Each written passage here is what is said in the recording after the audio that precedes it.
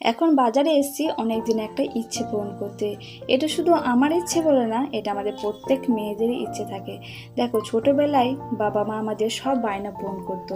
এখন তো আমাদেরও ইচ্ছা করে যে মা বাবাকে কিছু দিই, তাই না? তো মায়ের হাতে দেখো শাঁখাগুলো একদম পাতলা হয়ে গিয়েছিলো।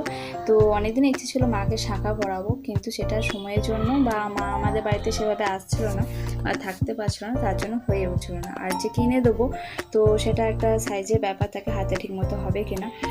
তো তারপর তাও বৃষ্টি পড়ছে, আজকে বৃষ্টির মাঝে কিন্তু মাকে নিয়ে এসেছি বাজারে শাঁখা পরাতে। আর আমি যে এটা শাঁখাটা পরালাম আমার বেশ ভালোও লাগছে। দেখো, আমরা মেয়েরা শ্বশুর শাশুড়ির জন্য যতটা ভাবি, আমার নিজের মা বাবার জন্য কিন্তু এতটাও ভাবা হয় না। যাই হোক, এত কিছুর মাঝে যে মাকে আমি শাঁখা পরাতে পেরেছি, আমার নিজের মন থেকে আর কি ভীষণ ভীষণ ভালো লাগছে। অনেকদিন ইচ্ছে ছিল মাকে পরাবো, কিন্তু সময়ের জন্য হচ্ছিল না। আর এখন বাড়ি ফেরার পথে দেখো একটা নার্সারি গেছিলাম, তো গাছ নেবো ভাবছিলাম অনেকদিন ধরে। এখন তো বৃষ্টি পড়ছে, কিন্তু আমি তো সেভাবে গাছ আর কি মানে বুঝতে পারবো না কোনটা ভালো কি খারাপ।